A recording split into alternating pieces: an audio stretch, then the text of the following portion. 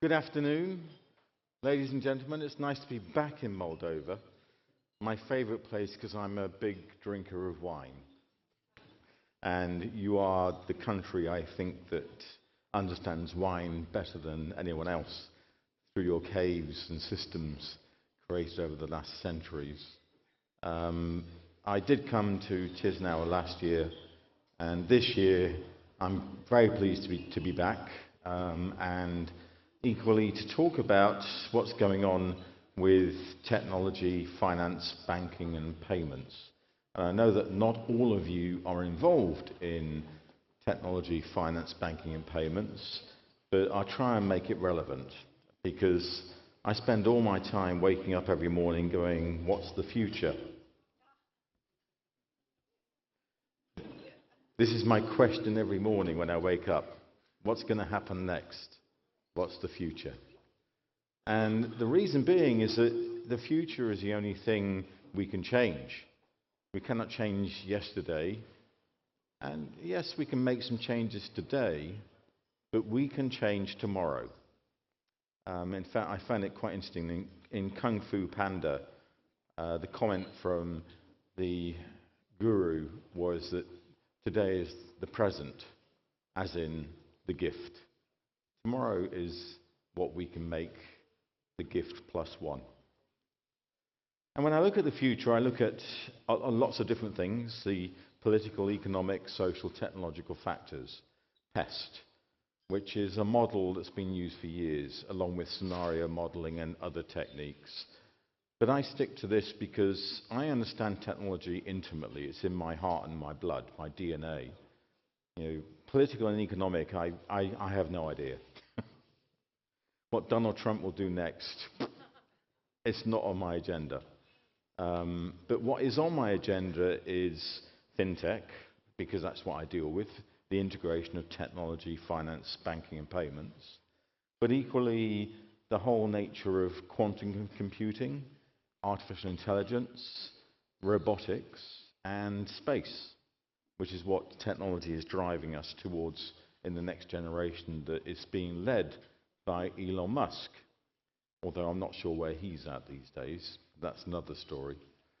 But when you look at the businesses that Elon Musk is involved with, like SpaceX, the Boring Company, X, and others, it's all about these things, which is all being driven by technology.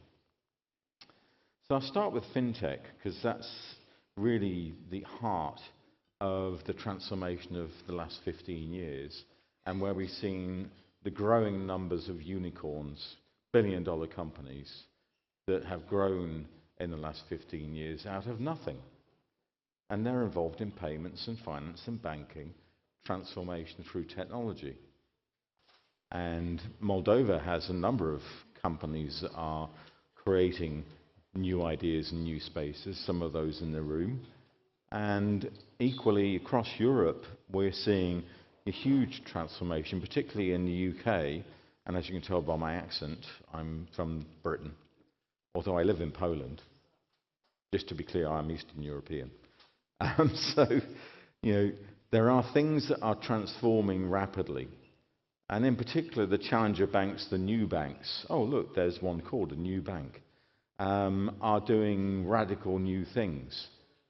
New Bank is one of my favorites. It came out of Brazil. And I spent a lot of time in Brazil in the early 2010s presenting. And there's Bradesco and a number of other banks in Brazil, Banamex. And they were protected by government sanctions. But what New Bank did is they attacked the credit card market, which was heavily overpaying in terms of fees and costs to consumers. And they reduced the fees and costs. And because they did such a good job, the government gave them a banking license. And now they are the biggest bank in South America. And they're expanding into Southeast Asia and going global. A lot of these banks are doing the same thing, a bit like Monzo is going into America.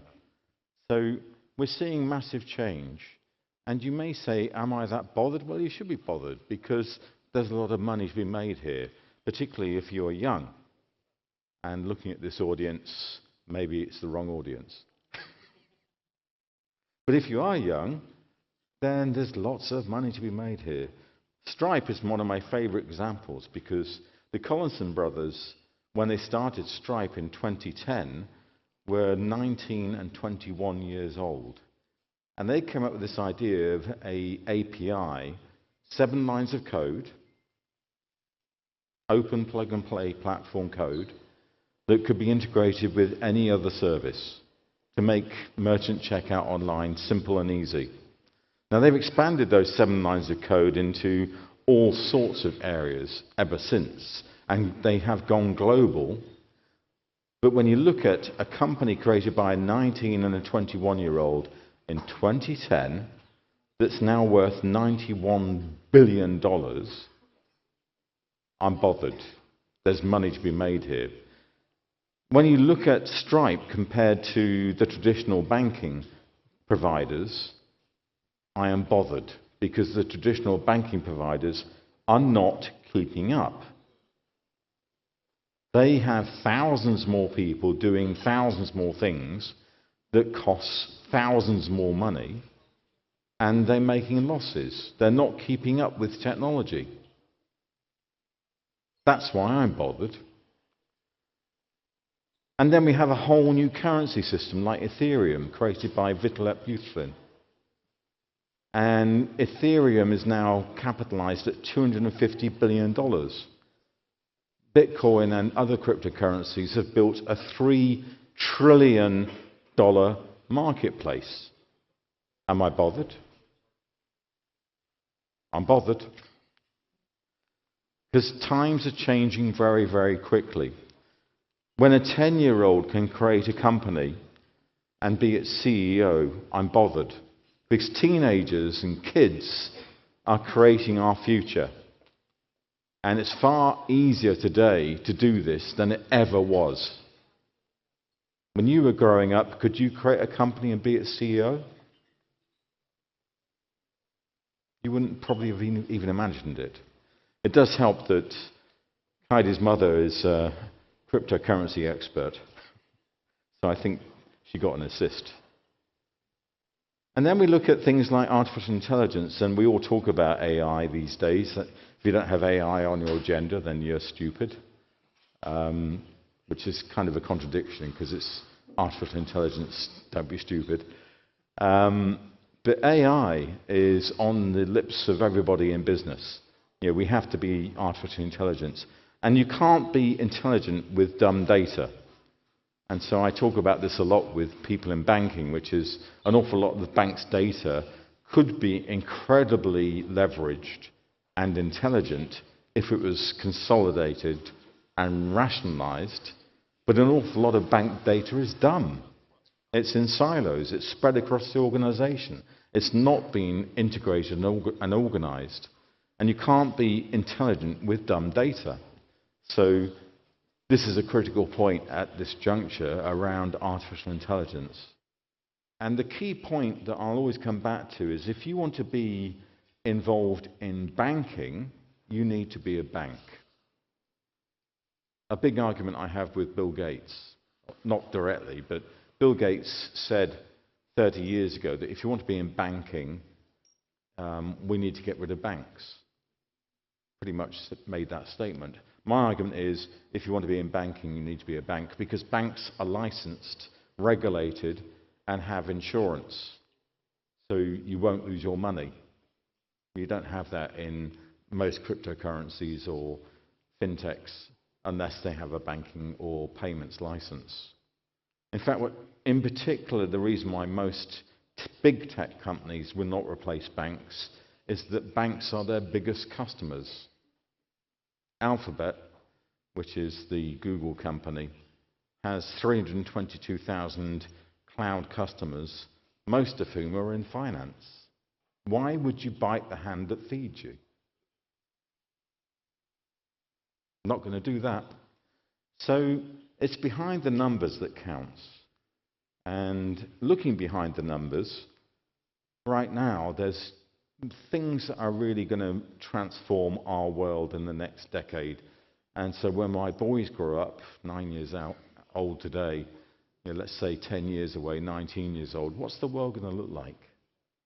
You've got the metaverse, 6G, Web3, quantum computing, which is really interesting, and specifically artificial intelligence, which AI software and services, according to McKinsey, is going to boom in the next 5 years. That's why everyone's talking about artificial intelligence. But what does that really mean? Well, for me, artificial intelligence is in very early days. It's not really transforming much at all. In fact, one of my friends said to me, "You can call me Al," when they saw artificial intelligence. I said, "No, that's "You can call me artificial intelligence." And if you know the song by Paul Simon, you'll know where I'm getting at. What is artificial intelligence? Well, artificial intelligence it's nothing new. It's been developing for, well, actually 70 years, since Alan Turing, and before with the statements around when a technological system appears to be human. And if you cannot differentiate between the technology and the human, then we have true artificial intelligence. Google can now develop systems, and they have developed systems that solve problems that took 10 years, and they're solved in 2 days, or 7 years, solved in 2 days. And you combine that with quantum computing, and quantum computing can solve problems that took septillion years. In fact, I got a headline the other day about we now have quantum computing that can solve problems in a second that used to take us the years going back to the start of time. So a 4 billion year old problem can be solved in a second for a millionth of the cost. And this is the speed of change. This is what's making our world really, really transformed, because we can do processing and problems that took billions of years in a second for 2 cents. And that's why when I look at artificial intelligence and I focus on finance, there's huge numbers of companies that are developing that are doing this really, really well and will transform the way in which we work. My last book was called Intelligent Money, When Money Thinks for You. And this whole idea is that we can delegate the management of our money to the network, and the network manages it for us, so we don't have to think about our money. Won't that be fun? But when I say it's early days, a good example is when I ask for an eggplant, I get this from artificial intelligence, or if I ask for a butterfly, I get that. It's not that intelligent right now. It's going to improve, but it's early days. And specifically, I think what's interesting from a personal perspective and from your perspective is you have a digital twin. Are you aware of that? You have this persona on the network that is you, and that does all these activities in Google and Meta and Alphabet, and everybody wants to get to that digital twin of you, because then if you can compromise the digital twin of you, then I can fake you. And this is the biggest issue I'm dealing with today, and it's the theme that I'm writing about today, which is how can I prove that I am me, you are you? It used to be that on the internet no one knew you were a dog. The problem today is no one knows it's you until you can prove you are you. And it's becoming more and more difficult. We have to use biometrics and passwords and usernames and rubbish. It should be simple. It's becoming more and more difficult. My boys the other day wanted me to buy some Robux for their Roblox. Do any of you have children? Do they play Roblox? So when have to add, because they spend their pocket money every month on Roblox. And I always forget the password. And so then I spend a long time going between their iPads and my systems trying to remember what the hell my password is to prove I am me. And to add the money to their account. It's a pain in the arse. More than that, there's people who are being completely duped, frauded by someone they think is real. For example, a French lady spent $1 million because Brad Pitt was in hospital being ill, and she thought that she'd made a relationship with him. Completely false. Fake Brad Pitt. So my theme at the moment that I'm exploring in depth is, how do I prove I am me, and how do I know you are you? Online, digitally, that's a very difficult dilemma. The latest one I've just discovered is this, which is in ChatGPT. I can create fake receipts for dinners and events and things that I've attended. I didn't attend them, but I can put that into the expenses department, and they will believe I did. Or I can create a fake automobile accident, which I didn't actually have, but I've created through ChatGPT. And in fact, there's a great series on BBC at the moment, in BBC Sounds, around the whiskey bandits, which are people who trade in investing in casks of whiskey, and actually all you're investing in is a piece of paper that's fake. But you believe it's real because the people appear credible, and all their endorsements and online activity appear to justify that you should invest with those people.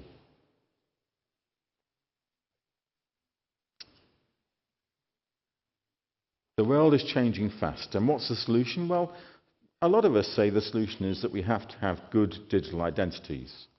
And I always remember, I can't remember, I think it was in Hungary, and people said we used to have identity documents and we don't like them very much. But these days, I think we need to like identification documents, and we need to have a strong digital identification service. And we don't have it. And it's interesting for me because the way the internet started was for the exchange of information. It wasn't for the exchange of value and commerce.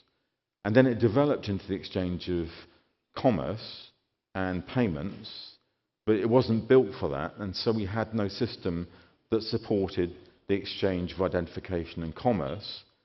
And so we're now reverse building this into the network. And that is our problem today. How do we authenticate and verify individuals on the network so that I know you are you and you know I am me? Big problem. Some people say the answer is the blockchain distributed ledger technologies that were developed out of Bitcoin. I kind of believe that that's a good opportunity, but I haven't seen it work yet. We're trying, and there's lots of systems out there, but for most of the last decade, most financial people have said that Bitcoin is bad and blockchain is good. And I love this quote from James Brown, which is basically, he told Eddie Murphy that if you made $1 million, bury the money in the woods so the government can't take it, because they don't know where the money is. And this is kind of the friction dilemma, because the libertarians who support cryptocurrencies believe that the great idea is I can bury the money on the network rather than in the garden. I'm not sure that's a good view, but that's one view. But Donald Trump seems to like the idea because he's becoming the crypto president and supports the whole idea of Elon Musk and Dogecoin and where all that's going, or I call it doggy coin. So we shall see where that goes. What it makes you realize is that money doesn't really exist. It's just invented. So the euro, the dollar, the yuan, the British pound, Whatever money you use, it's just created by a government as a fictional idea. And underlined fictional, just made up. In fact, it's weird when you get into these existential questions because time is just made up. It doesn't exist. We just created it for the purposes of organizing people. If you go across the whole of China, the time stays the same. When you think about the size of China, it's massive. You know, if you go from China into Afghanistan, your clock suddenly goes and changes by 3 hours. We've just made up time. We just made up borders. We just made up countries. We just made up Moldova. We just made up this idea of countries, time, currencies, money, organization, just because that's what we want for people to be structured. And when you challenge those structures, which the technology we have today fundamentally challenges, because on the network, globally, there is no time, there are no borders, there is no money. We can create our own structures. And that's the transformational, revolutionary moment we are living through. I probably shouldn't put this up here in Moldova, I don't know, you can tell me. But I like the quote. When there are states, there can be no freedom. But when there is freedom, there is no state. And that's the moment I think we're living through. That we have freedom, libertarianism, the network, decentralized structures that can completely obliterate borders and time, and the state is no longer relevant in those structures. Or is it? You tell me.